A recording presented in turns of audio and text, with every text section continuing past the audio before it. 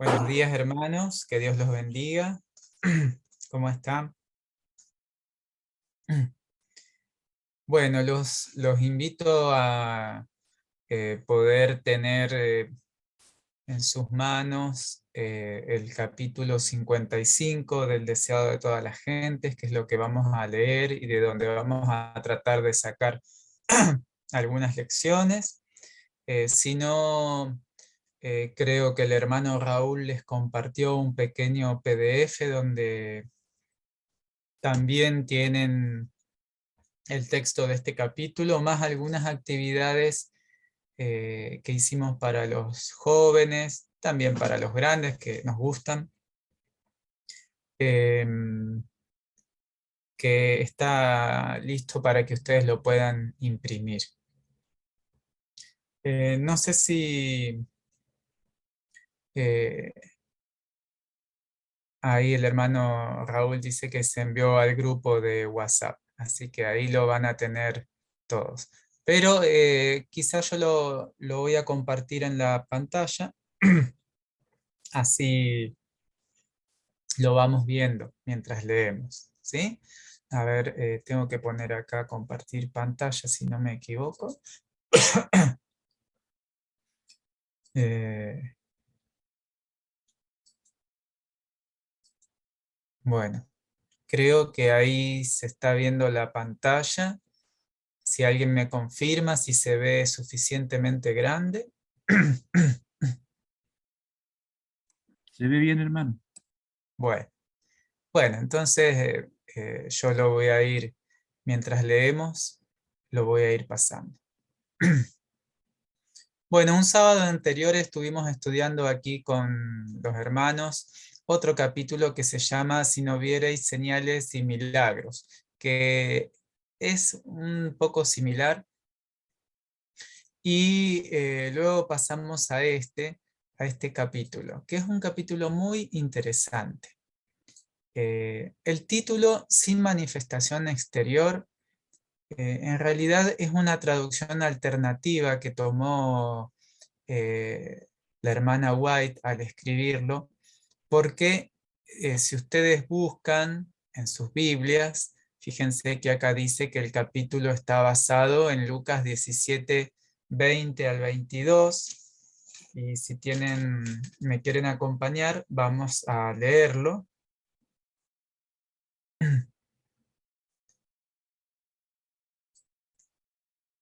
Y allí en Lucas 17, 20 dice, eh, el reino de Dios no vendrá con advertencia. Sin embargo, esa palabra advertencia puede ser traducida sin manifestación, sin algo que visible que nos llame la atención. Bueno, ahora vamos a ir leyendo y,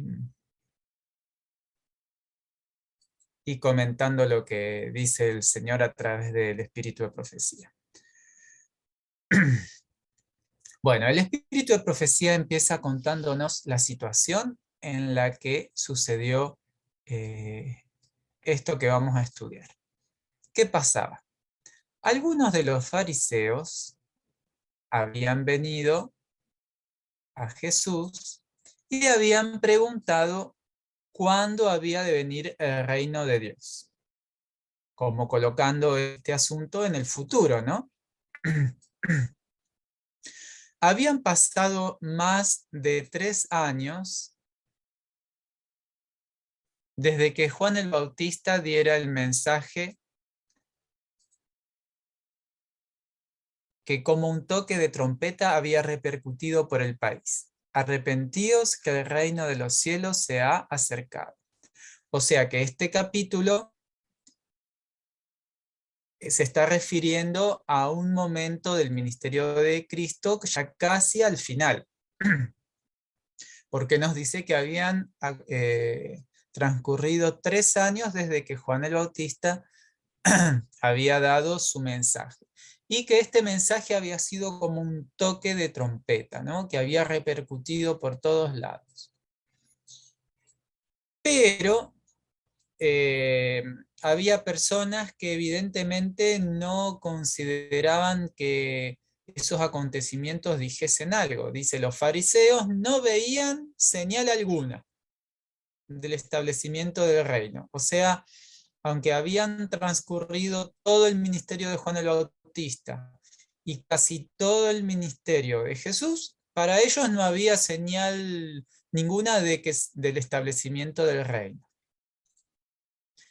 En el segundo párrafo nos dice que cuando lo cuestionan a Jesús, fíjense el versículo 20 de Lucas, dice, preguntado por los fariseos cuándo habría de venir el reino de Dios, Jesús les contesta, el reino de Dios no vendrá con advertencia, entre paréntesis, manifestación exterior.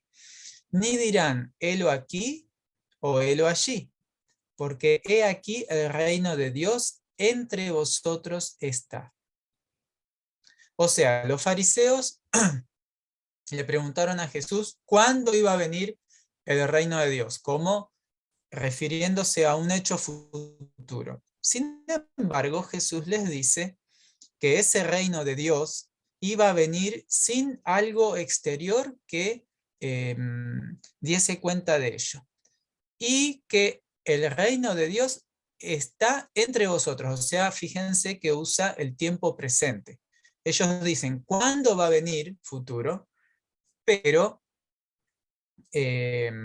Jesús les dice en presente que el reino de Dios está ahora entre vosotros. Sigue la lectura aquí del deseado. El reino de Dios principia en el corazón. No busquéis aquí o allí manifestaciones de poder terrenal que señalen su comienzo.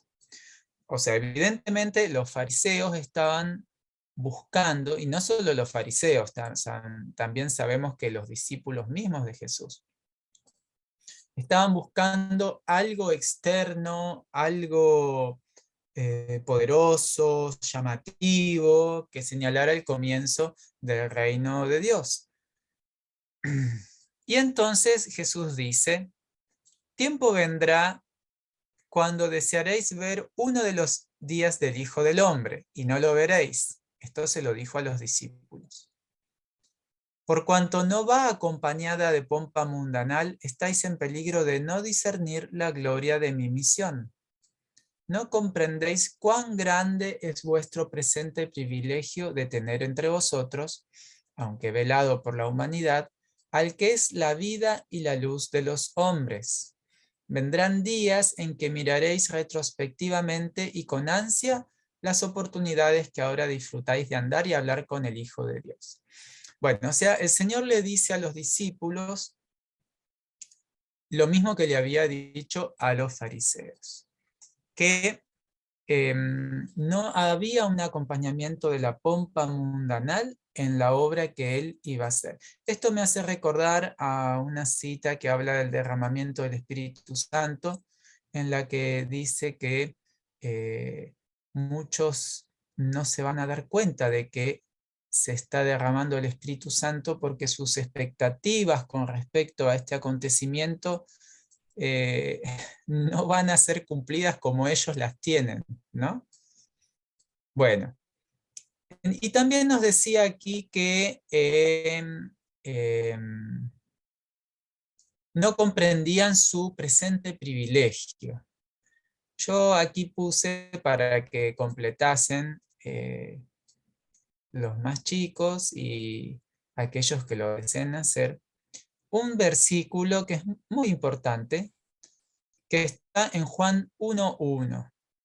Es un versículo que nos dice cuál era la importancia de esa persona que estaba allí con los discípulos. Aunque ellos lo veían como alguien demasiado común y simple, y lo mismo hacían los fariseos, dice Juan 1:1. En el principio era el Verbo. Y si alguno quiere participar cuando yo doy pie para completar un versículo o preguntar, puede hacerlo libremente, ¿eh? No hay ningún problema, no me molesta, al contrario. Y el verbo era con Dios. Dios. ¿Y el verbo quién era? Era Dios. Muy bien. Dios. Claramente, el verbo era Dios.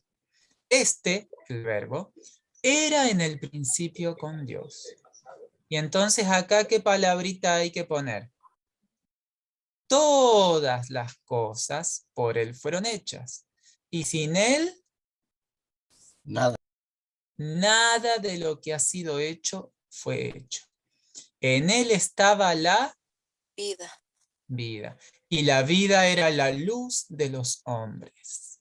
O sea que ese hombre sencillo que los discípulos y los fariseos y el pueblo no terminaban de valorar, era el creador de todas las cosas, el dador de la vida. Era Dios, dice aquí, con los hombres.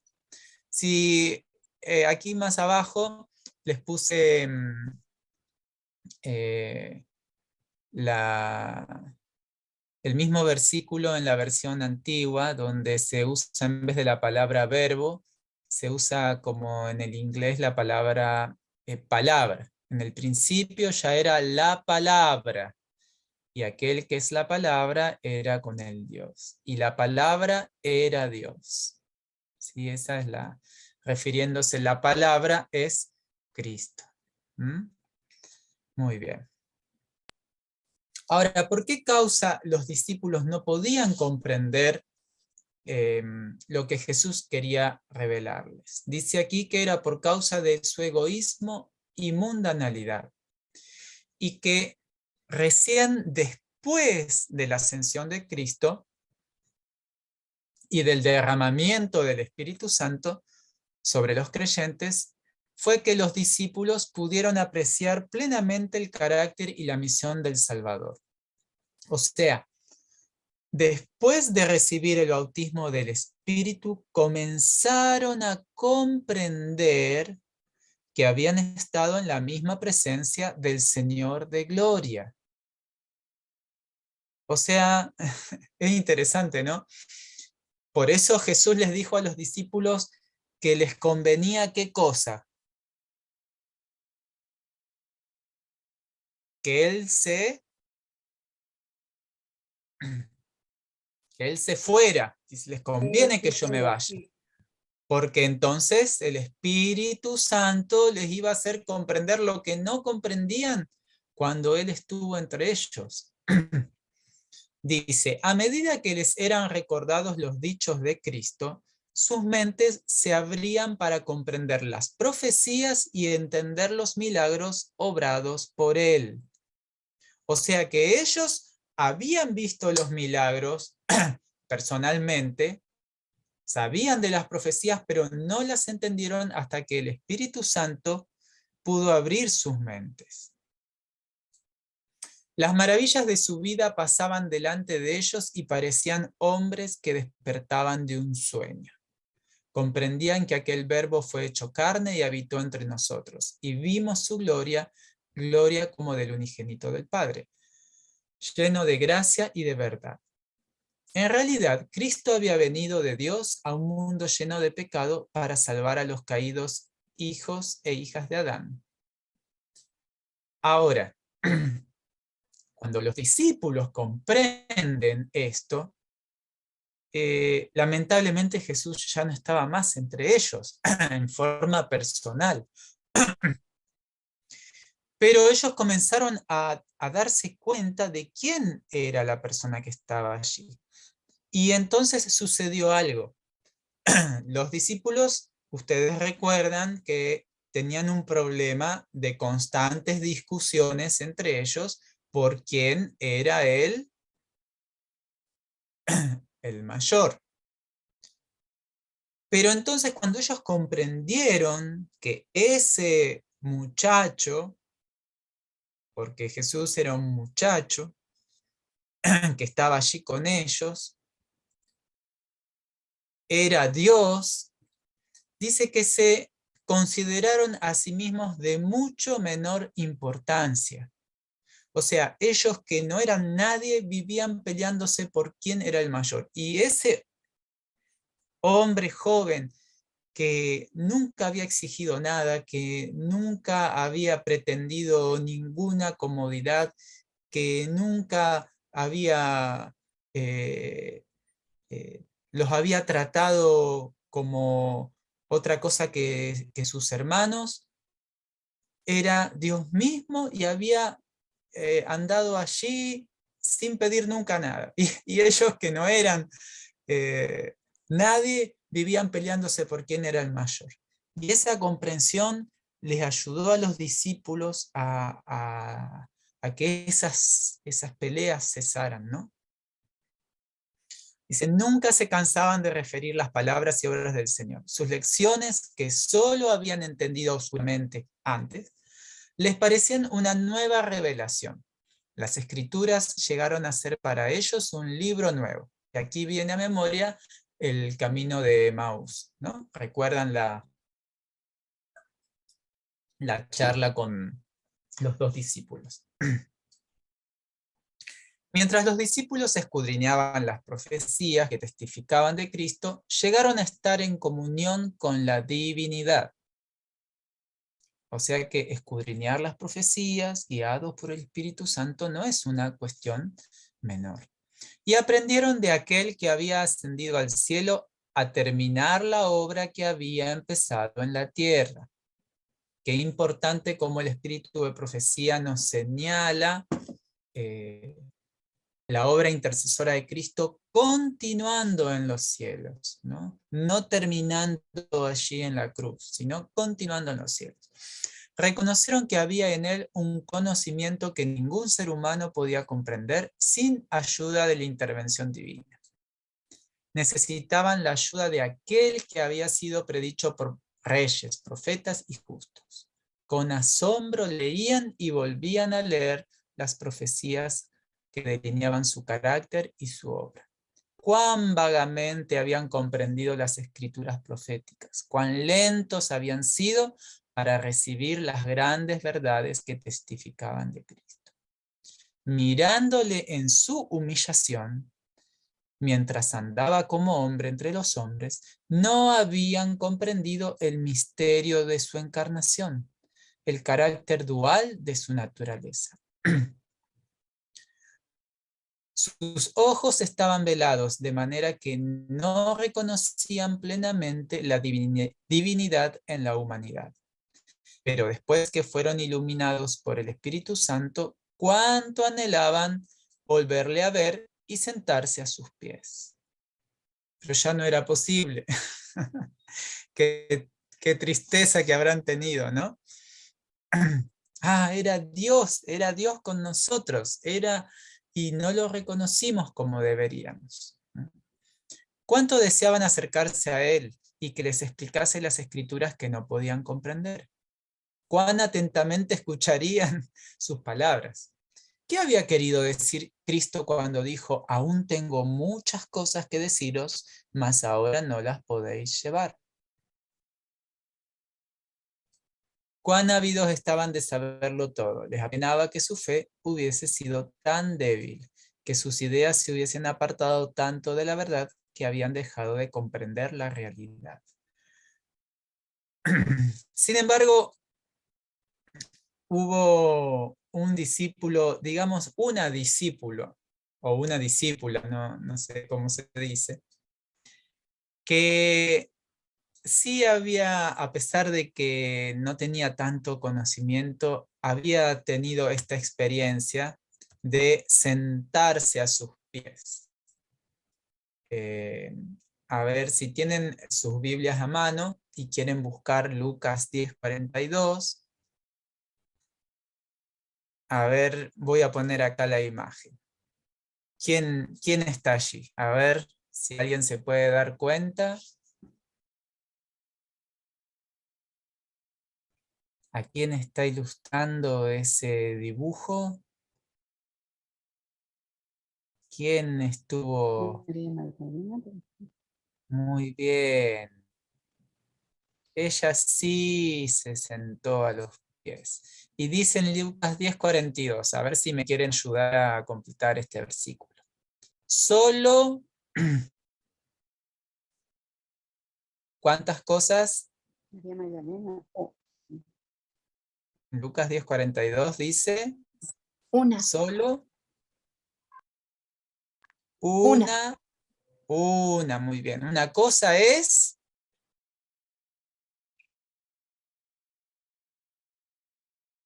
que, Necesaria. muy bien, solo una cosa es necesaria. ¿Y cuál es esa cosa? Y María escogió la Buena. buena parte, la cual no le será. Quitada. Muy bien. Queridos hermanos, este pequeño versículo es para nosotros hoy. Hay muchas cosas, eh, muchas situaciones, muchas cosas para hacer que a veces nos tienen ocupados. Sin embargo, el Señor dice, solo una cosa es necesaria. Y María escogió la buena parte, la cual no le será quitada.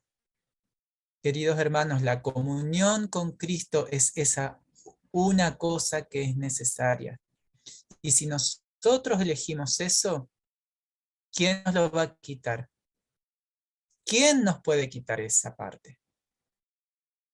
nadie. Nos pueden quitar todo, queridos hermanos, hasta la vida. Pero nadie nos puede quitar la comunión con Cristo. Allí queda nuestra vida guardada en el Señor. Y aunque este cuerpo sea deshecho y pasemos al descanso o nos pasen cosas terribles, nadie ni nada puede quitarnos nuestra vida guardada en Cristo. Muy bien, Amén. continuemos. Allí tenemos el dibujito de una trompeta, ¿no? Había sido mandado un heraldo. Ya se lo mencionó, alguien que había dado un toque de trompeta que resonó por toda la nación. Un heraldo es alguien que es mandado antes que el rey para anunciar, ¿no? Este heraldo, dice, había proclamado la venida de Cristo y llamado la atención de la nación judía y del mundo a su misión, a fin de que los hombres pudiesen prepararse para recibirle. El admirable personaje a quien Juan era el heraldo, había anunciado, había estado entre ellos durante más de 30 años y no le habían conocido, en realidad, como el enviado de Dios.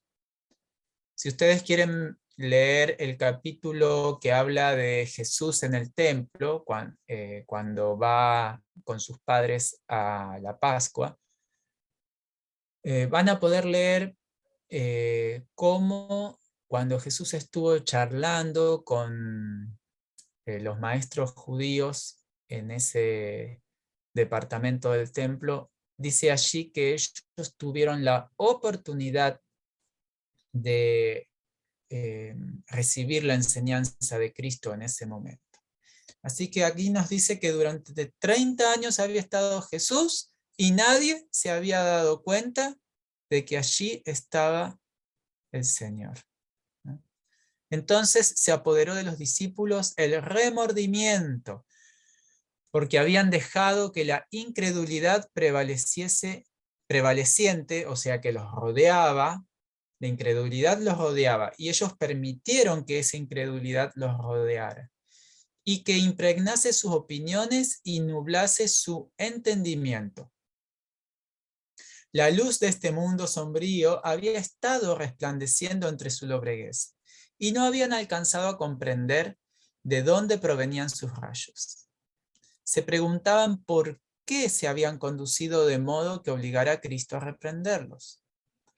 Con frecuencia repetían sus conversaciones y decían: ¿por qué permitimos que las consideraciones terrenales y la oposición de sacerdotes y rabinos confundiesen nuestros sentidos? de manera que no comprendíamos que estaba entre nosotros uno mayor que Moisés y uno más sabio que Salomón. Muy bien, o sea, los discípulos empezaron a reprocharse a sí mismos, ¿no? ¿Por qué habían permitido? ¿Por qué no habían obrado diferente? ¿No? Bueno, aquí tenemos una pequeña actividad que pueden hacer después, si alguno lo imprime con sus niños, donde tienen que unir con flechas las dos cosas que impidieron a los discípulos comprender a Jesús. Dice que la primera eran las consideraciones terrenales, sus deseos de puestos, de cargos, de dinero, por ejemplo, como fue en el caso de Judas. Eso impidió comprender a Jesús.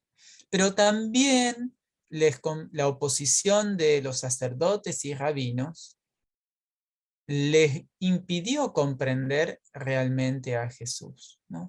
Estas personas que teóricamente sabían y que eran importantes, no aceptaban a Cristo y eso muchas veces interfería. Bueno, y ahora viene la frase, no sé si la frase o el párrafo para mí más importante de toda esta lectura, que dice así: mientras los sacerdotes y príncipes se combinaban contra ellos y eran llevados ante concilios y arrojados a la cárcel, los discípulos de Cristo se regocijaban de que fuesen tenidos por dignos de padecer afrenta por el nombre.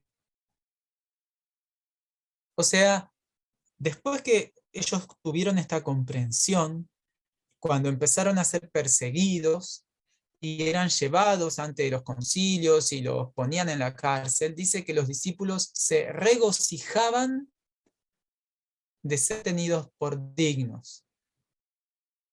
A veces nosotros no entendemos esto, pero dice, les era grato probar ante los hombres y los ángeles que reconocían la gloria de Cristo y que elegían seguirle aún perdiendo todas las cosas.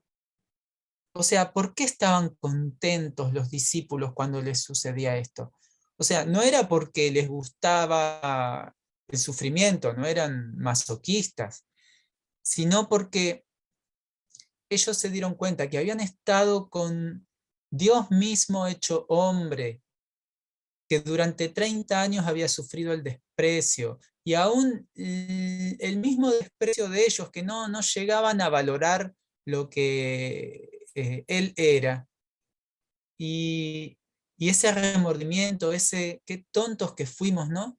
Y cuando vinieron sufrimientos, ellos se alegraron, porque era, dice, su forma de mostrarle a los ángeles y a los hombres que ellos valoraban lo que Cristo hizo por ellos más que cualquier otra cosa. No nos importa si nos sacan las pertenencias, si nos echan en la cárcel, si nos quedamos sin nada, si nos llevan a la muerte. No nos importa, porque para nosotros es más valioso el ser tenidos por dignos de ser seguidores de Cristo, ¿no? Y este pensamiento es valioso para nosotros hoy. Nosotros entendemos el privilegio que tenemos hoy de ser contados entre los hijos de Dios y de dar testimonio a todo el mundo. Va a llegar un día en el futuro cuando nos va a pasar algo parecido a lo de los discípulos. Cuando estemos en el cielo, ahí no nos va a importar nada más, ni de los autos que pudimos comprar, ni del negocio que íbamos a hacer, ni del trabajo que íbamos a perder. Lo único que nos vamos a dar cuenta allá arriba que valía es por qué no hicimos más para salvar a más personas y que estén acá. Ese mismo sentimiento que tuvieron los discípulos, ¿no? Bueno, y ahora el espíritu de profecía nos traslada desde esa época, de la época de los discípulos, a el día de hoy. Dice, hoy es tan cierto como en los días apostólicos, que sin la iluminación del Espíritu Divino, la humanidad no puede discernir la gloria de Cristo. ¿Dónde está la gloria de Cristo hoy? Y no es discernible, porque no es un reino que sigue siendo el mismo reino el que está hoy que el que estaba en el día de los discípulos, en los días de los discípulos. Es un reino espiritual que solo se discierne espiritualmente. La verdad y la obra de Dios, dice, no son apreciadas por un cristianismo que ama el mundo y transige con él. No es en la comodidad ni en los honores terrenales o la conformidad con el mundo donde se encuentran los que siguen al Maestro. O sea, si nosotros estamos buscando al pueblo que está siguiendo al Maestro, no lo vayamos a buscar acá, dice, en la comodidad, ni en los honores terrenales, o en la conformidad con el mundo. Ahí parece que no lo vamos a encontrar. Dice, han dejado muy atrás estas cosas y se hallan ahora en las sendas del trabajo, de la humillación y del oprobio, en el frente de batalla contra principados, contra potestades, contra señores del mundo, gobernadores de estas tinieblas, contra malicias espirituales en los aires. Como en los días de Cristo, no son comprendidos, sino vilipendiados y oprimidos por los sacerdotes y fariseos del tiempo actual. Lo que fue en los días de Cristo sigue siendo de exacta manera hoy en día. Aquellos que están trabajando para el Señor no son comprendidos por el mundo ni dice por los sacerdotes y fariseos del tiempo actual. El reino de Dios es de los humildes y no está en la comodidad. Muchas veces buscamos la grandeza de las instituciones, ¿no? Que señalen, aquí está el pueblo de Dios con sus grandes templos, instituciones de diverso tipo. Sin embargo, aquí nos dice algo bastante diferente. Dice, el reino de Dios viene sin manifestación exterior. El evangelio de la gracia de Dios con su espíritu de abnegación. Y esas tres palabras resumen lo que la Biblia llama amor. Lamentablemente la palabra amor está muy desfigurada, pero creo que esto expresa mejor qué es el amor de Dios. Es el espíritu de abnegación, de negarnos a nosotros mismos. Dice que ese espíritu no puede nunca estar en armonía con el espíritu del mundo. Los dos principios son antagónicos, y la palabra antagónico significa opuestos, que están confrontados. El hombre animal no percibe las cosas que son del Espíritu de Dios, porque le son locura y no las puede entender, porque se han de examinar espiritualmente.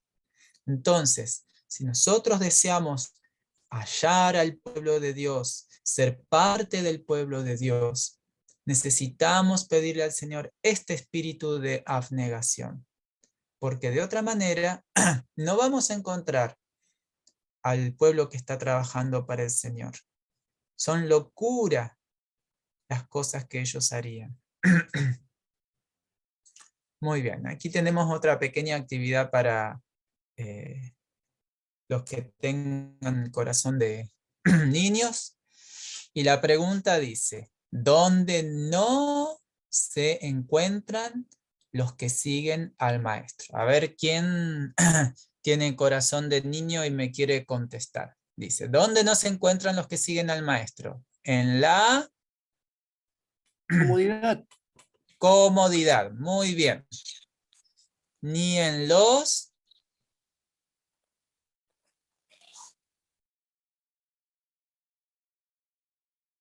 ¿qué palabra será Honores. por ahí? Muy Honores. bien, los honores. Muy bien. ¿Eh? Ahí les gusta subir al podio, ¿no? Al ser humano. Ni en la conformidad con el Mundo. mundo. Bueno, ahí podemos poner muchas cosas. Yo puse ahí unos dibujitos, yo qué sé, de cosas que pueden ser ídolos, ¿no? Pero hay tantas cosas, cada uno conoce su propio corazón. Pero allí no se encuentran los que siguen al maestro. Ojalá que nosotros seamos seguidores del maestro. Muy bien, continuemos. A ver si podemos llegar hasta el final, no es muy largo. Pero hoy, en el mundo religioso, multitudes que creen estar trabajando para el establecimiento del reino de Cristo como dominio, hay en el mundo religioso, perdón, multitudes que creen estar trabajando para el establecimiento del reino de Cristo como dominio temporal y terrenal. ¿Qué significa eso? Que hay multitudes que creen estar trabajando para el establecimiento del reino de Cristo. O sea, hay muchas personas que creen que están trabajando para Dios y que quieren establecer el reino de Cristo, pero ¿qué tipo de reino, dice aquí, quieren establecer?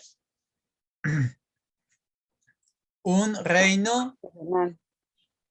muy bien, temporal y terrenal, no eterno y celestial. Desean hacer de nuestro Señor el rey de los reinos de este mundo, el gobernante de sus tribunales y campamentos, de sus asambleas legislativas, sus palacios y plazas. No estaría mal, ¿no? ¿Qué tiene de malo eso? Pero, ¿cuál es el problema? Dice, ellos esperan que reine por medio de promulgaciones legales, impuestas por autoridad humana. Pero Jesús había dicho que el reino suyo era uno que empezaba en el corazón, que transformaba el corazón. Y esto parecería algo que es impuesto desde afuera, ¿no? Dice, como Cristo no está aquí en persona, ellos mismos quieren obrar en su lugar, ejecutando las leyes de su reino. El establecimiento de un reino tal es lo que los judíos deseaban en los días de Cristo. Habrían recibido a Jesús si él hubiese estado dispuesto a establecer un dominio temporal, a imponer lo que consideraban como leyes de Dios y hacerlos los expositores de su voluntad y los agentes de su autoridad. Pero Jesús, él dijo una frase muy cortita, pero la dijo y no se retractó el Señor de esto. Mi reino no es de este mundo.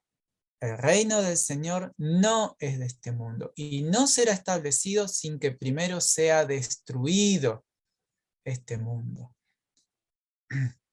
Y ahí volvemos a la estatua del sueño de Nabucodonosor, ¿no? La piedra que hizo con la estatua. La mejoró un poquito, la pintó, se puso a su lado, la rodeó, la protegió. ¿Hizo eso con la estatua? No. La hizo polvo, la deshizo por completo, ¿no? El Señor Jesús no quiso aceptar el trono terrenal. Y nosotros tampoco haremos lo mismo. El gobierno, si alguna persona quiere hacer algún comentario de esto, siéntase libre, interrumpa nomás, hable y yo le doy para hablar. El gobierno bajo el cual Jesús vivía era corrompido y opresivo. Por todos lados había abusos clamorosos, extorsión, intolerancia, crueldad insultante. Sin embargo, el Señor no intentó hacer reformas civiles, no atacó los abusos nacionales ni condenó a los enemigos nacionales. No intervino en la autoridad ni en la administración de los que estaban en el poder. El que era nuestro ejemplo se mantuvo alejado de los gobiernos terrenales, no porque fuese indiferente. Esto es importante porque algunos utilizan esta pequeña cita que leímos recién para justificar su indiferencia. Pero acá dice que el Señor no era indiferente a los males de los hombres, sino porque el remedio no consistía en medidas simplemente humanas y externas. Para ser eficiente, la cura debía alcanzar a los hombres individualmente y debía regenerar el corazón. No por las decisiones de los tribunales o los consejos o asambleas legislativas, ni por el patrocinio de los grandes del mundo ha de establecerse el reino de Cristo. Cuando leemos acerca de la ley dominical, dice que va a ser promovida por personas que están preocupadas por la moralidad del mundo y que van a querer implantar esa moralidad, entre comillas, que ellos tienen a través de leyes. Sin embargo, acá nos dice que no es a través de leyes, tribunales, ni el patrocinio de los señores del mundo que se va a establecer el reino de Cristo, sino por la implantación de la naturaleza de Cristo en la humanidad. Y esto por medio de la obra del Espíritu Santo. No importa cuánto los dueños del mundo, ¿sí? Hoy hay muchos dueños del mundo que son bastante visibles y otros son un poco más invisibles, ¿no? Aquellos que manejan los medios de comunicación, ¿no? Son dueños de lo que usted puede decir y no decir, de lo que puede pensar, de lo que puede expresar. Si usted no se congracia con ellos, lo censuran y lo hacen desaparecer de circulación, ¿no? Ellos piensan que a través de ese modo van a dominar al mundo y tienen éxito en cierta medida. Pero el reino de Cristo, que está trabajando en silencio, se está implantando por medio de la naturaleza de Cristo en los corazones, y esto a través del Espíritu Santo. Dice la palabra de Dios en Juan 1, 12 y 13. Mas a todos los que le recibieron, a Jesús, les dio potestad de ser hechos hijos de Dios, a los que creen en su nombre, los cuales no son engendrados de sangre, ni de voluntad de carne, ni de voluntad de varón, mas de Dios. ¿Quiénes son los hijos de Dios? Los que le recibieron, los que creen en su nombre. Ahí es complicado esto. Es complicado entender quiénes son los hijos de Dios. En esto consiste el único poder capaz de elevar a la humanidad. Y esa frase está grande y la palabra único está más grande aún. Dice que hay ¿cuántos poderes capaces de levantar a la humanidad de su miseria? Hay solamente un poder. No hay muchas formas ni métodos de levantar al hombre de la miseria en la que está. Hay solamente un poder. el agente humano, nosotros, que ha de cumplir esta obra, es la enseñanza y la práctica de la palabra de Dios. Entonces, el poder, el único poder que puede levantar a la humanidad es el Espíritu Santo. Ahora, ¿cómo le llevamos ese poder hacia las personas? ¿Cómo nosotros, los agentes humanos, podemos poner ese poder a disposición de las personas? Y acá lo dice clarísimo, como el agua. Dice, enseñando y practicando la palabra de Dios. No hay una contraposición entre lo que es el Espíritu Santo y lo que es la palabra de Dios. Algunos piensan que la Biblia es una cosa y el Espíritu Santo es otra cosa. No, el Espíritu Santo no contradice la Biblia. No existe tal cosa como que, sí, la Biblia dice tal cosa, pero yo voy a orar al Espíritu Santo para que me guíe a ver si me dice algo diferente. No, queridos hermanos, el Espíritu Santo es el que inspiró la Biblia y cuando nosotros buscamos su guía, Él nos lleva a la palabra de Dios. Fíjense lo que leímos antes, que los discípulos no desecharon la Biblia cuando el Espíritu Santo vino sobre ellos, sino que la entendieron correctamente. Esa falsa pelea entre el Espíritu Santo y la palabra de Dios que muchos tienen hoy en día, que dicen ser guiados por el Espíritu y que no necesitan la palabra de Dios, bueno, eso es una mentira del enemigo para extraviarnos. Continuemos con la lectura. Cuando el apóstol Pablo empezó su ministerio en Corinto, ciudad populosa, rica y perversa, contaminada por los más infames vicios del paganismo, dijo: porque no me propuse saber algo entre vosotros, sino a Jesucristo y a este crucificado. Escribiendo más tarde a algunos de los que habían sido corrompidos por los pecados más viles, pudo decir: y esto erais algunos, mas ya sois lavados,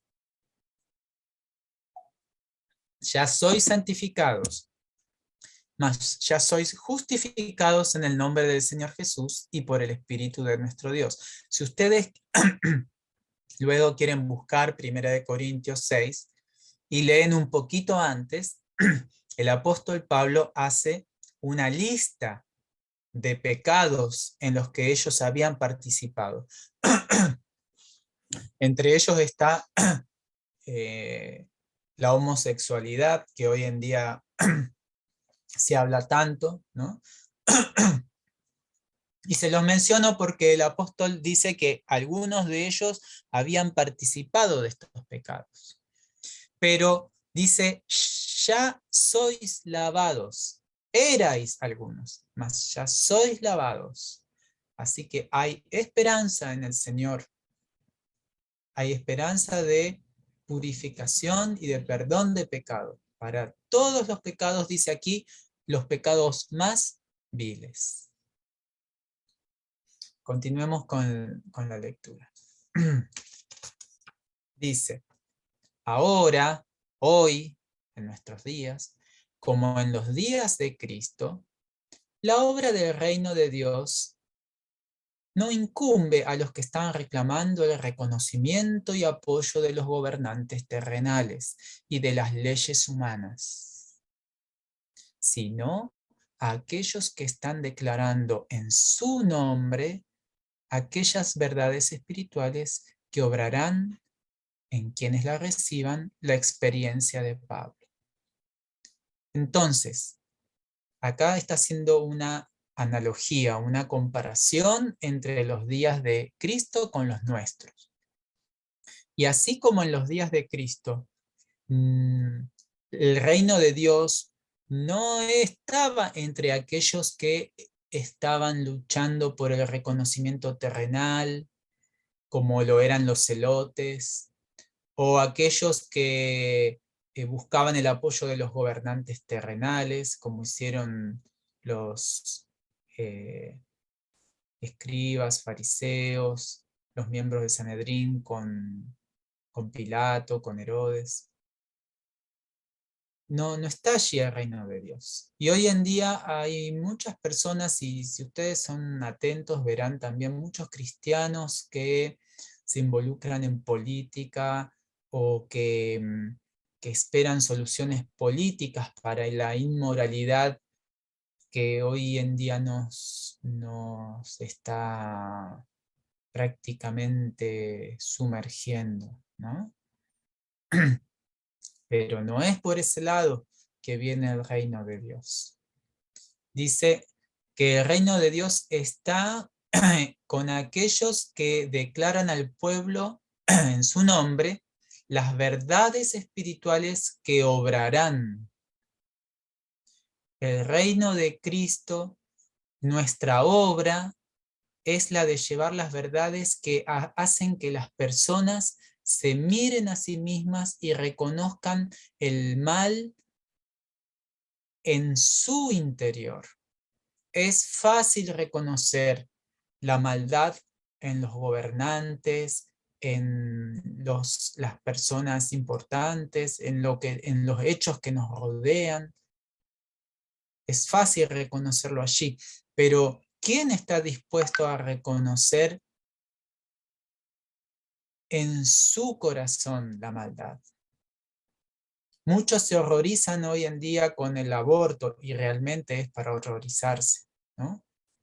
Pero es llamativo como muchos de que se horrorizan con eso, no se horrorizan con la inmoralidad que causa eso. No tienen problema, se horrorizan de eso, pero no tienen problema en sentarse ante su televisión a ver las inmoralidades más viles como recién leímos. Y esa es la desconexión que tiene el ser humano, ¿no? Que no está dispuesto a escuchar un mensaje como el que Cristo trajo. Y el mensaje que Cristo trajo fue un mensaje que llevó a sus oyentes a mirar en su propio corazón, su propia impiedad.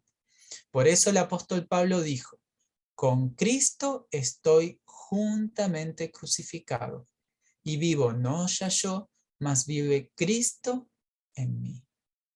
Ese es el mensaje que va a trastornar al mundo. Y ese es el mensaje que tenemos que llevar a cada una de las personas. Que es nuestro yo el que debe morir. Ser crucificados con Cristo para que Cristo pueda vivir. Dejar, dice, habíamos leído unas páginas antes, el espíritu de abnegación. Ese es el espíritu que va a terminar la obra en este mundo y va a terminar de establecer el reino de Cristo, que va a traer ese reino de sí, esa gloria visible, una gloria que dice que ojo no vio ni oído escuchó. Pero primero hay un trabajo que hacer, un gran trabajo que hacer. Nosotros no lo podemos hacer todo a ese trabajo, ¿no? Dice, entonces trabajarán como Pablo para beneficio de los hombres. Él dijo, así que somos embajadores en nombre de Cristo, como si Dios rogase por medio nuestro. ¿Y qué es lo que Dios quiere rogar al mundo por medio nuestro? Esto, os rogamos en nombre de Cristo, reconciliaos con Dios. Ese es el ruego que Dios está queriendo hacer a través nuestro con las personas del mundo. Reconcíliense con Dios. pónganse a cuenta, si vuestros pecados fueren como grana, como blanca lana serán emblanquecidos. ¿No? Ese es el llamado que el Señor quiere hacer a través nuestro, ¿no? Y que hizo en su día a través de los discípulos. Bueno, aquí termina el capítulo 55 de El deseado de todas las gentes. Es hermoso, es para volver a leerlo, para reflexionar. Y yo encuentro que es un mensaje más que actual.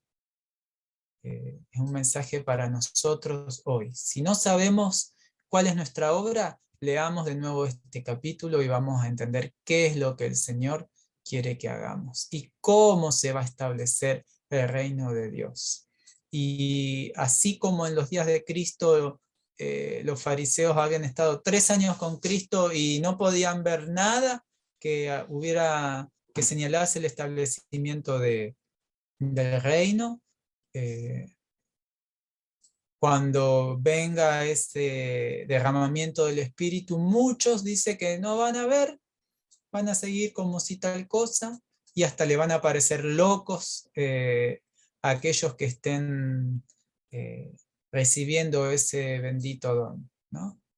Bueno, aquí termina una actividad que después pueden completar, que habla acerca del único poder capaz de elevar al ser humano, es la obra del Espíritu, y bueno, ustedes lo completan. Y para los niños aquí también hay otra actividad, un pequeño camino donde tienen que ayudar a los discípulos a llevarles el mensaje de Dios a aquellos que lo están esperando, ¿no? Bueno, y el Señor también quiere hacer esa misma obra, guiarnos por el laberinto de este mundo tan complicado para hallar a aquellas personas que están esperando el mensaje de salvación.